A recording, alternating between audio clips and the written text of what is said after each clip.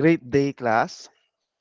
So today we will going to have another class discussion wherein we will going to talk about the prisoners with special needs or inmates or persons deprived of liberty with special needs. How our correctional system provides these special needs, those special needs that they need. At the same time, what are the categories? Who are those group of individual considered as person uh, person deprived of liberty with special needs? So yun yung mga uh, basically pag-uusapan natin in this specific class discussion as a continuation of our lesson. So likewise, I am reminding everybody to please every now and then try to navigate your file X because all the subject discussion or subject title for discussion is available in your file X so that you are also guided for the lesson or for the specific subject discussions that we will going to talk about because previously we are just done with our class discussion or lesson which talk about the BGMP, the Bucor, the Nelson Mandela Rule, which also form part of your midterm exam. And right after, we've been talk about um, the inmates classifications, no, inmates categories at the same time, the commitment procedure. So now we will going to talk about the special needs or the treatment of inmates with special needs. So allow me to present my virtual screen. Oh, wait.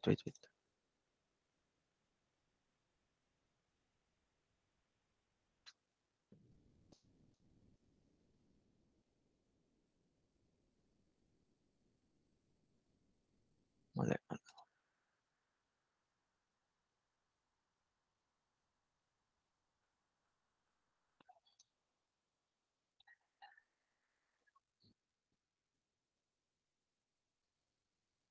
Okay, there you have it. Tignan ko muna if ano, visible na siya. Okay, we have it. So again, we were going to talk about in this specific video lesson discussion, treatment of inmates with special needs. According to the United Nations standard minimum rules for the treatment of prisoners provides that so far as possible, separate institutions or separate sections of an institution shall be used for the treatment of different classes of prisoners. So sinasabi dito, no, anchored or yung gusto sana ng tugma doon sa United Nations Standard Minimum Rules for the Treatment of Prisoners, provide na sana kung kakayanin, no, as much as possible, no, dapat merong separate institution o di kaya separate CELDA or separate section na pinoprovide para sa mga PDL na kinakailangan ng special treatment, no, which is yung mga iba't ibang klase ng PDL kung saan that we will going to talk about. The BGMP has adhered to this principle since its creation. So yung BGMP, isa siya sa mga correction facility in our country. However, the rise in criminality in recent years, coupled with the passage of more stringent laws, especially for drug-related offenses, and adoptions of better crime solution methods, resulted in a marked increase in inmate population in BGMP detention centers. So yun nga ano, um, because of pabago-bago at the same time 'no, yung sa mga sumusunod pang panahon, sadyang ang dami-dami ng mga batas na ginawa at the same time mga istrikto na batas, specifically yung mga batas natin patungkol sa droga na napaka-comprehensive.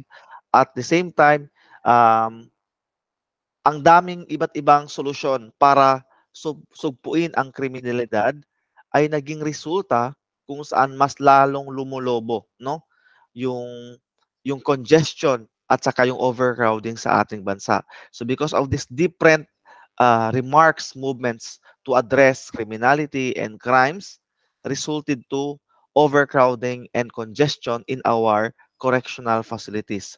So likewise, another contributing factors, the lack of funds to expand existing jails or to build new ones aggravate this situation. So kulang sa pondo, at the same time, walang building or walang panibagong itinayo or mas dinevelop na mga kulungan at dahil dito, no, tapos patuloy na dumadami yung mga nakukulong ay mas lalo pang nag-worse ng sitwasyon or ng overcrowding at the same time ng congestion sa loob ng ating mga PITA. So this rule, eto nga no, yung treatment ng prisoners with special needs provides guidance to wardens and jail officers treating unusual inmates or those with special needs given the limited resources. So etong rules na to, yung treatment of inmates with special needs, specifically sa BGMP, no, nagpo-provide siya ng guidelines sa mga nanunungkulan, sa mga jail administrators, specifically sa BGMP, sa warden, sa jail officers, kung paano nila iti-treat yung mga um, preso natin despite the fact nabanggit yung mga problema na kinakaharap natin ngayon. But again, class, bear in mind that although BGMP yung specific na manual na ginamit natin dito, but with regards to the corrections or other correctional facilities sa ating bansa, so basically provincial lang naman at correction lang naman, almost pare-parehas lang din sila. Yung mga gusto nilang puntuhin sa kanilang manual, no, sa kanilang rules and regulation pertaining to the special needs ng mga prisoners ay almost parehas lang din, which is yung dapat maging anchored doon sa United Nations Standard Minimum Rules for the Treatment of Prisoners. So, kumbaga, this will give you a good overview, no, towards the manual, towards the rules and regulations of correctional system or correctional facilities that we have in our country on how they will going to have or on how they will going to treat those prisoners with special needs. So let's proceed. So Section 33, Basic Policy. As a general rule, inmates with special needs should not be held in jails with other regular inmates. So yung dapat talaga, no, yung mga preso na may special na pangangailangan ay dapat hindi sila ipaghalo or haluin kasama yung mga normal na mga regular na inmates, no? For example, yung female inmates should be confined in an institution separate from those used for males. Likewise, youth offenders should not be mixed with adult offenders, no? So example daw dito, yung mga special needs, yung babaeng preso hindi mo pwedeng ipagsama ng mga kalalakihan. Ganon din yung sa batang preso, hindi mo pwedeng ipaghalo sa mga adult. Bawal yun. No, that is a basic policy. However, given the reality relative to the budget, constraints, increasing inmate population, insufficient facilities, and inadequately equipped detention homes, wardens and jail officers shall endeavor to provide the best arrangement they can make, such as inmates in keeping with this rule. It is assumed that the inmates have been properly evaluated and classified for this purpose. So, yung nga, no? Pero may mga pagkakataon na dahil nga sa sobrang ang dami-daming kinakaharap na problema, yung nabanggit natin kanina, walang pondo, yung building maliit, walang expansion, kulang sa pasilidad, no? Or di ka yung mga detention facilities natin in-equip para sa tratuhin special needs, no? So dapat yung mga nanunungkulan, mga jail administrators is gawin nila yung pinaka-best nila, best effort nila nang sa ganun kahit papano ma-meet nila yung standard minimum treatment. Kaya nga 'di ba minimum treatment. At least yung minimum lang. Not totally na sundin talaga 'yon. Pero at least yung minimum treatment ay magkaroon doon, tugma doon sa Nelson Mandela. So, yung nga no ang sinasabi doon dito na dapat yung mga preso bago sila ma-commit, yung binanggit natin nung last lesson natin, yung quarantine purpose, no? Kina-quarantine, mayroong mga diagnostic exam, medical, physical exam, no, ine-evaluate, ina-assess, kinakailangan yun. Tama lahat ang paggagawa nang sa ganoon, mabigay natin yung karampatang pangangailangan ng PDL, kung ano ba siyang particular category, para malaman natin kung meron ba siyang special needs or wala. So dapat maayos talaga ang pagka-classified sa kanila. So BGMP Operations Manual 2014, Section 1434, handling inmates with special needs, to the following shall be observed in handling inmates with special needs. So sinasabi dito, class, no? Yung sa section 34, makikita nyo doon yung topic na handling inmates with special needs sa BGMP Operations Manual 2015. So ito na yung mga categories ng mga PDL na may mga special na pangangailangan. So una-una, female, kagaya ng nabanggit natin kanina. The female dorm should be completely separate from the male dorm. Yung kulungang pambabae ay dapat iba sa kulungang panlalaki. Basic, no? Which is, in our present time, ino-observe yan. Ino-observe talaga yan. A female personnel shall be designated to keep the keys for female dorms. So dapat din daw, no, na yung mga empleyado ay babae lang din daw ang nangasiwa sa mga female na kulungan. So only work suitable to their age, physical condition should be assigned to female. So yung nga lang din, no? Kumbaga yung mga tugma lang sa kanilang kakayahan, sa kasarian nila, yung mga activities na binibigay sa kanila. No male inmate shall be allowed to enter the female dorm. Bawal na bawal yon. Male personnel must provide inmate with utmost privacy and respect for personal space. So yung mga empleyado na kung sakali man, no, sa mga kulungang pambabae may mga male na personnel, so dapat magkaroon ng respect personal space, no? Wag sila papasok doon sa selda ng babae. Siyempre may mga nakahubad doon, naka doon. So dapat hindi sila maharas kahit preso sila, no? No male jail personnel should be allowed to enter the female dorm except emergency case or necessary. So yung nga ang sinabi natin kanina, ha. Liban na lang pag may mga sunog, lindol, ganon. Mga emergency 'yon. So searches shall be performed by a female personnel trained in the conduct of appropriate searching method, should be made in accordance with established rules, and shall provide with privacy during the procedure. So yun, yung mga pagkakapkap sa kanila, no? Na dapat babae lang din ang gumagawa. Babae lang din ang nag-e-execute, ha? Bawal lalaki yung kakapkap sa babaeng preso.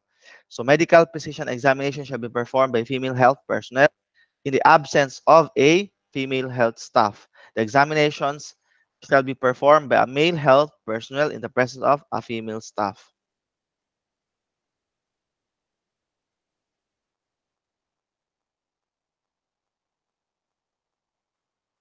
Yeah. So, yung mga doktor na nag-a-attend sa kanila, nagda-diagnose, nag-exam sa kanila, ay dapat habang maaari babae lang din. Subalit, kung sakaling wala naman, isa lang yung doktor, lalaki lang siya, andyan yung staff, merong babaeng present habang ginagawa yung mga examination sa kanya. So, female inmates shall be provided with opportunity to avail themselves of all the programs and activities male inmates are provided with. So, lahat ng mga activities, pangangailangan, opportunity na meron yung kalalakihan ay dapat maibigay din sa kanila. Naangkop sa kanila na kayang-kaya nila. So ngayon kung makikita natin class, no, how correction administrations evolved, no, mula sa mga early prisons na pinag-aralan natin, no, yung mga barbaric time, walang tawag dito, walang mga special needs, preso kayo lahat, bata, no, yung mga neoclassical, classical, no, yung ibang early prisons na pinag-aralan ninyo, ngayon yung modern penology na tinatakil natin ngayon, ang layo-layo na ng narating natin. Sobrang layo na. Ngayon kasi inmates safekeeping and development, no? Makataong kulungan, humane safekeeping and development of persons deprived of liberty. Kumbaga, makataong kulungan na, no? So likewise, another naman na inmates with special needs, yung mga drug users or dependents or di kaya mga alcoholics, no? So inmates found to be drug users, dependents, alcoholics should be segregated from other inmates, especially during the withdrawal period. So yung mga upon assessment, di ba yung quarantine, yung diagnostic exam sa kanila, kaya sabi ko, dapat maayos yung pagka-classified sa kanila para makilala yung mga background nila. Hala, pag-commit, malaman drug users ka, ito ang dapat gawin sa'yo. Na dapat, no, i-separate daw yung mga drug users habang maaari. Kasi lalong-lalo na yung mga withdrawal period. Kasi pag withdrawal period class, no, iba. Merong mga tinotopak, sinasaltik na dyan. Kasi nga, para lang silang praning, hinahanap-hanap na ng kanilang katawan yung droga o yung mga bisyo nila. Eh syempre, buwan, taon nilang hindi nagagawa. Kaya lumalabas na yung mga sakit-sakit sa katawan nila. Normal yun sa withdrawal period. Mainit ang ulo. So, dapat i-separate talaga sila. Kasi baka maging cause sila ng mga gulo sa loob ng piitan. So inmates undergoing drug alcohol withdrawal must be referred to the jail psychiatrist, physician, or nurse for evaluation and management. Yun nga, may mga doktor na nag-a-assess sa kanila, mga psychiatrist, para mas matulungan sila ano yung mga dapat na evaluation, ano yung mga dapat na mga intervention na gagawin sa kanila habang sila ay nagkakaroon ng withdrawal period para maintindihan nila ang mga nangyayari sa kanila. May mga doktor, no. Appropriate measures should be taken to enable inmates to follow strictly the jail physician advice regarding diet and medical interventions treatment during the withdrawal period. Yung ano, yung mga dapat na ginagawa, proper na ginagawa based doon sa sinabi ng doktor na mga gamot, intervention ay dapat gawin during ng withdrawal period nila. So maintain close supervision over inmates to prevent attempts to commit suicide or self-mutilation by designating a jail personnel trained to manage such cases. So yung nga, no, close monitor dapat, bantay sarado yan. Lalong-lalo mga withdrawal syndrome kasi nga maraming may mga dinadat na ng saltik tiyan. Kasi nga yun, hinahanap nila yung droga. Yung iba nga, baka saktan nila ang kanilang mga sarili. No? So saktan nila mga sarili nila. So dapat bantay sarado sila. So conduct a regular search of the inmates' dorm and maintain constant alertness to prevent the smuggling of narcotics, liquors, and other dangerous drugs. So dapat regular yung pag-search, no, ng Greyhound sa kanila nang sa ganoon ma-maintain yung alertness at the same time maiwasan na may makapasok na mga droga, mga alak kasi gagawa ng paraan ng mga yan kasi nga hinahanap-hanap ng katawan nila. So dapat 'yun. So next is mentally ill. So another person's deprived of liberty na merong special needs is mga balyu, no? Mga may topak. So inmates manifesting signs and symptoms of mental illness must be referred to the jail psychiatrist for evaluation and treatment. So same din, no? Yung mga ma-assess na may topak, may sintomas ng habang nakakulong, lumalabas na yung sintomas. Upon observation ng kanyang mga kabaro, sir, si ano, parang balyo na ata ito, nababalyo na. So dapat immediately i-refer siya kaagad sa mga jail psychiatrist para ma-evaluate at mabigyan ng kaukulang gamot, no, sa kanya. So disturbed inmates, mentally ill inmates should be transferred to mental institution for proper psychiatric treatment upon the issuance of a court order. So yun din, no? Mga balyo, dapat talaga i-transfer sila kaagad pag-assess na balyo sila sa mga mental health institution kasi doon sila nararapat. Pero dapat may court order. Lagi nung tandaan class yung court order ha. Napaka-importante nito. Na bawat galaw ng preso, paglabas niya, e-escortan siya, ma-hearing siya, view the remain, no? Kung ano man, basta lalabas ang preso, dapat court order. Si judge talaga mag-issue kung pwede siyang lumabas, no? Mag-view the remain siya, mag-attend siya ng hearing, dapat court order yon. Pag may court order, bawal din hindi mo dalhin.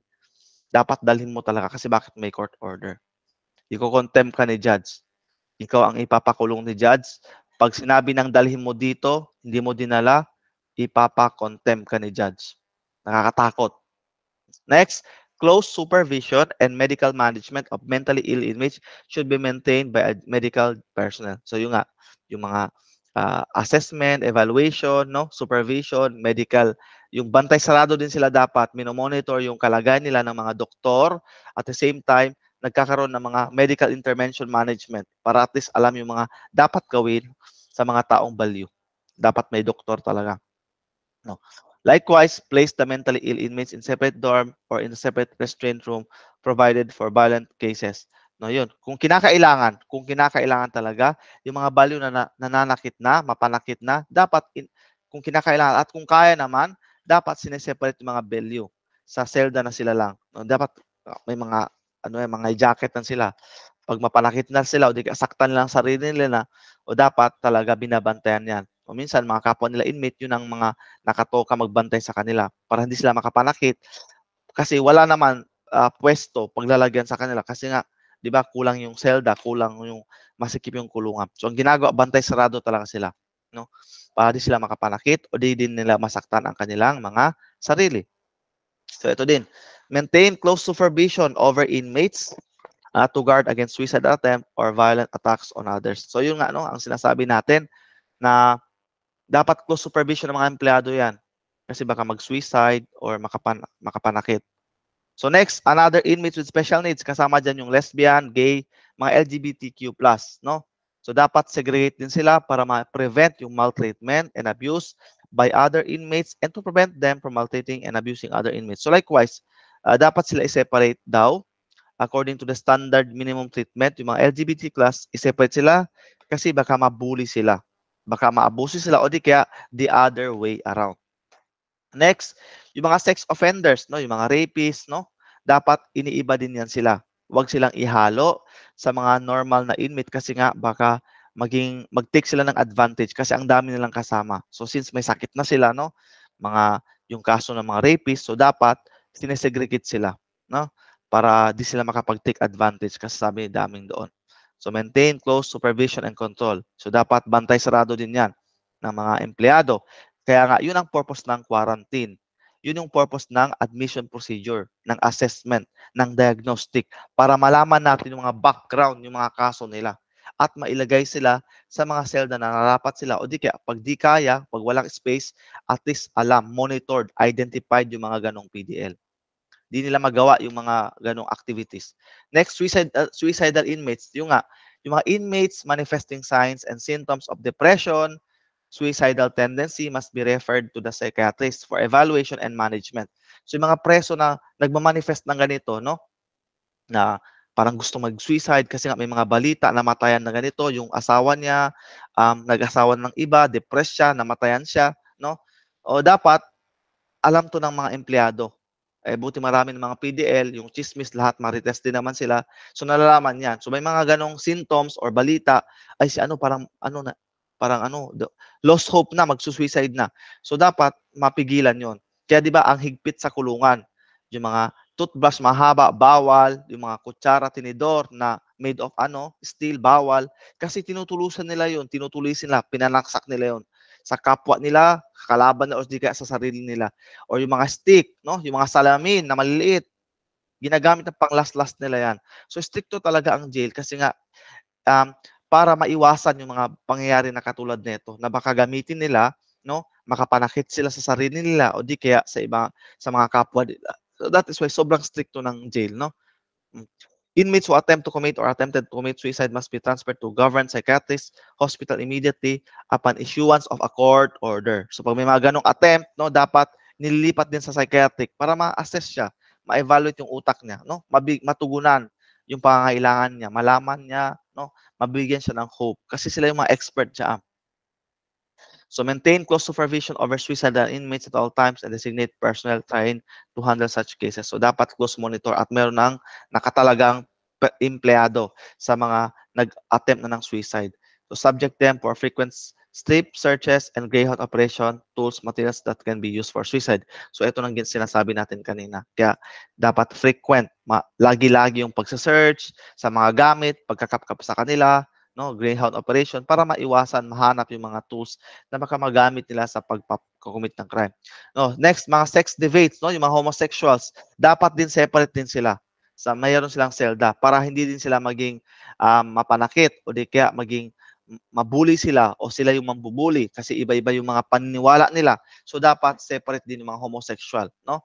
Para maiwasan yung pag-aaway, pagbubuli, likewise maiwasan din yung sila ang mabuli para di rin sila maka-impluwensya sa mga ibang inmate.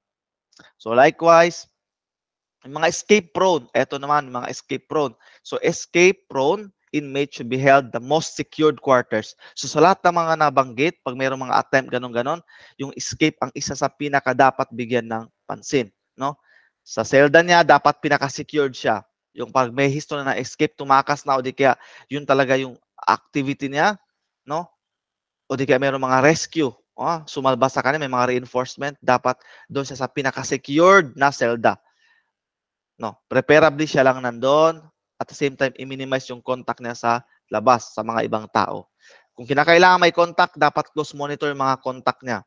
Malay mo, di ba? May hearing siya, escortan na siya, tapos yung pala, meron palang re-responde sa kanya. Isa-save siya, itatakas siya. O, ganun yan. So, dapat, ito talaga ang dapat maximum security na binibigay. No? So, likewise, they should be frequently strip search and their quarters frequently inspected. So, ganun din, dapat madalas ang strip search, pagkakapkap, at saka pag-greyhound ng mga gamit. Next, inmates with disability. Ito naman mga PWD, no? So yun nga, yung mga PWD should be segregated and closely supervised to protect them from maltreatment and any form of abuse by other inmates, personnel, and visitors. So para sila di maabuso, no? Dapat isegregate sila kasi mabubuli sila ng mga ibang tao sa paligid nila. So dapat sila lang talaga. Mga walang paa, no? Walang mata, walang tenga, or kung basta mga PWD yan. Mga hunchback, no, mga maliliit, basta mga abnormal. Yan. Individual case management special activities should be developed and conducted to address this thing of inmates. So dapat meron din silang kaniyang mga activity na angkop sa kanilang kakayahan na dapat para meron sila at malibang din sila, no, na ginawa para sa kanila lang talaga. So collaboration with other government agencies should be done to ensure that disabled inmates are provided with the service and benefits contemplated under the Banya Carta for Disabled Persons. So yung mga ating correction facilities ay nakikipag-coordinate, collaborate sa other government institutions para mabigyan din, maibigay din ang mga karampatang pangangailangan sa mga PWD natin na mga preso. So tasks related to self-care of inmates with disabilities shall be supervised and assisted to avoid potential self-harm or accident. So yan, yung mga task activities nila, yung mga self-care activities nila, na para maiwasan ang buryong nila, dapat sinusupervise yan, ina-assist yan, para maiwasan yung mga pagkaka-aksidente ng mga PWD natin.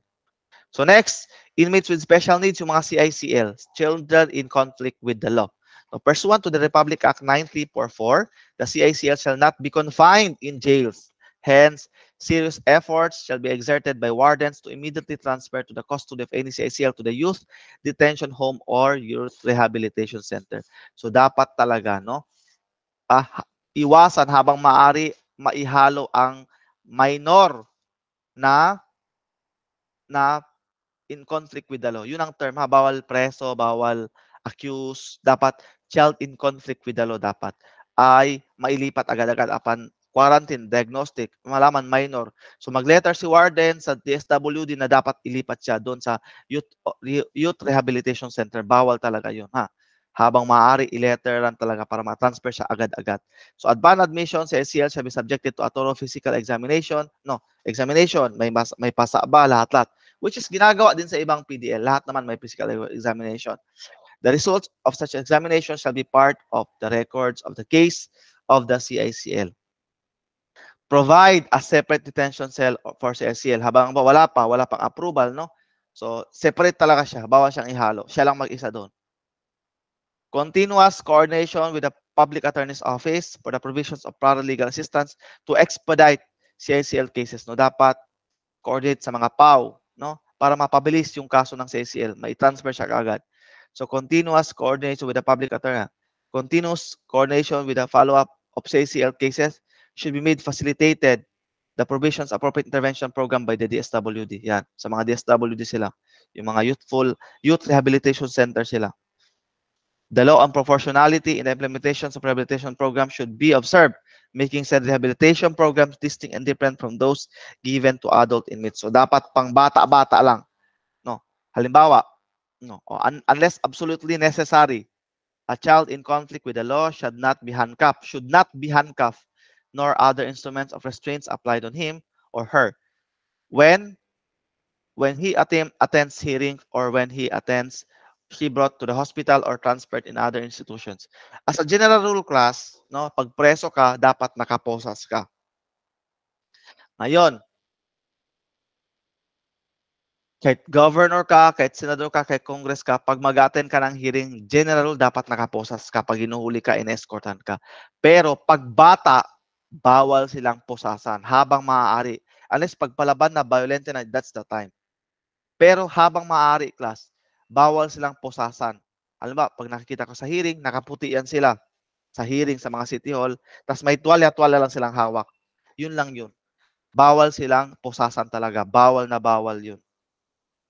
Ngayon, the use of vulgar or profane words should be avoided in dealing sa ACL. Bawal silang pahiyain, no? Bawal silang pahiyain sa public o di kaya yung masamang salita sa kanila, bawal yun. Si ACL should be required to wear prison, not be required to wear prison's uniform. Di ba? Bawal na kanila, naka-orange, bawal yan. Dapat puti lang yan. Yung mga CACL. Upon release from confinement, the records of CICL shall be sealed and at appropriate time expunged. No?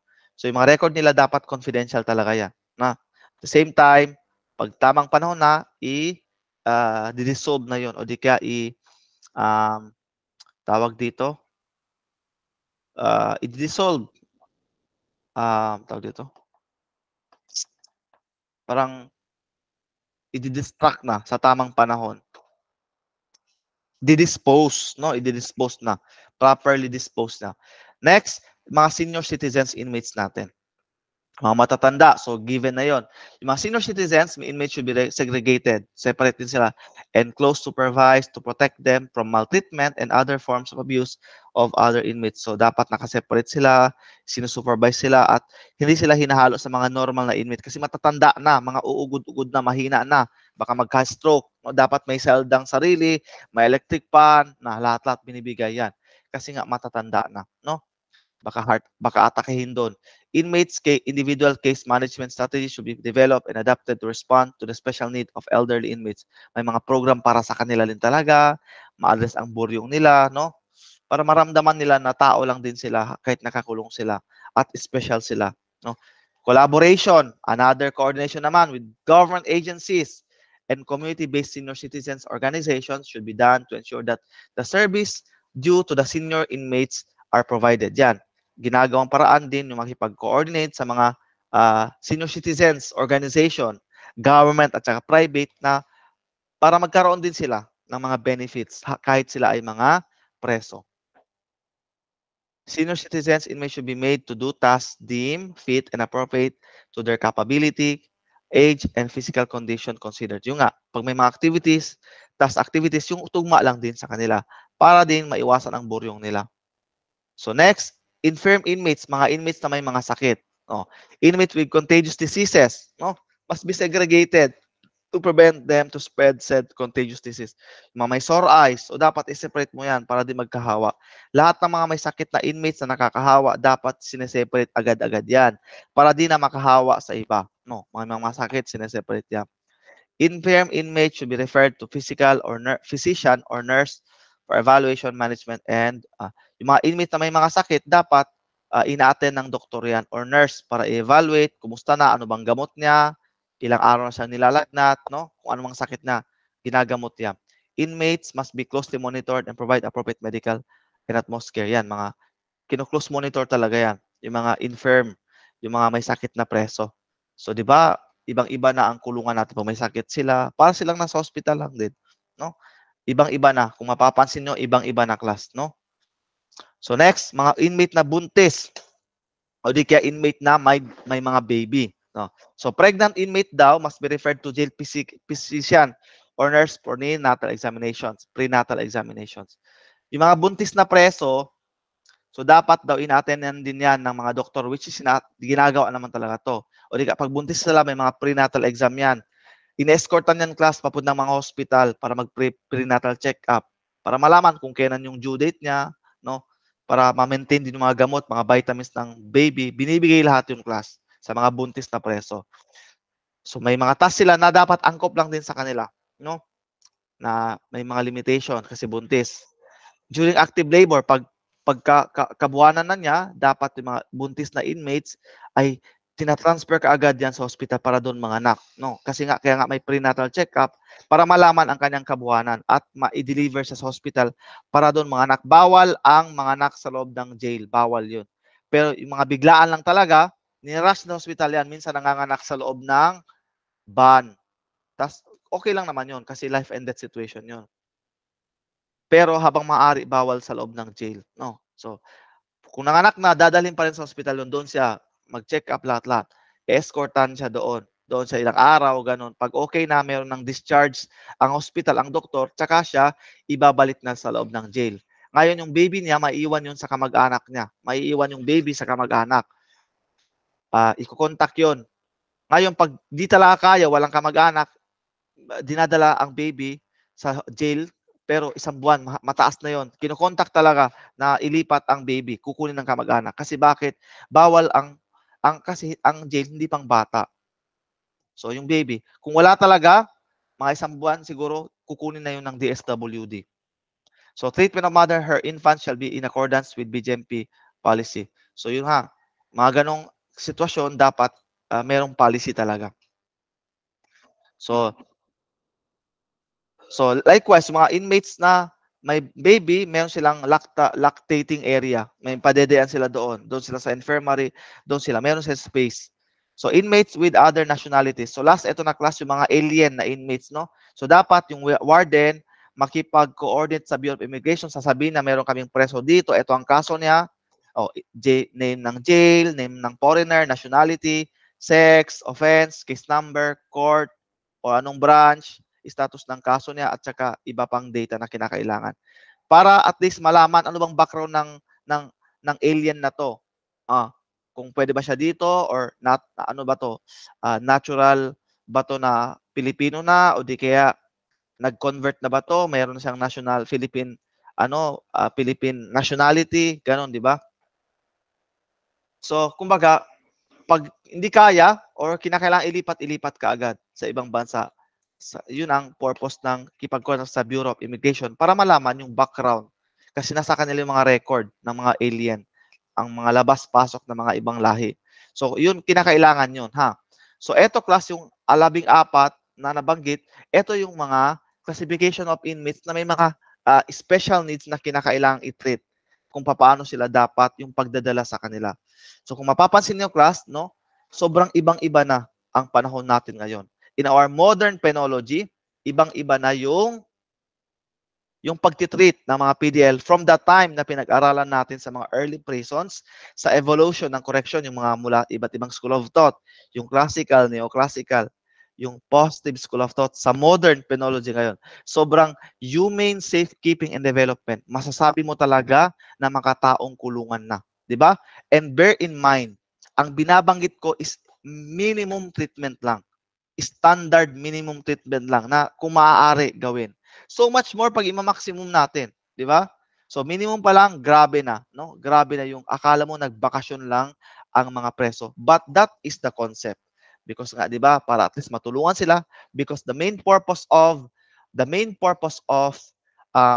rehabilitation and reformation, because later on they will going to reintegrate with the people of the community. So that's how it works with regards to the classification of treatment of inmates with special needs. So next lesson natin, ang pag-uusapan natin, yung escorting, yung proper escorting sa movement ng PDL. So malalaman naman natin doon yung mga proper handcuffing, yung proper number of escort pag ita-transfer, ano-ano mga cases na pwede silang lumabas, i-escortan sila. So yun ang pag-uusapan natin next lesson.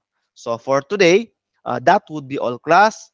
Have and blessed and fruitful day ahead.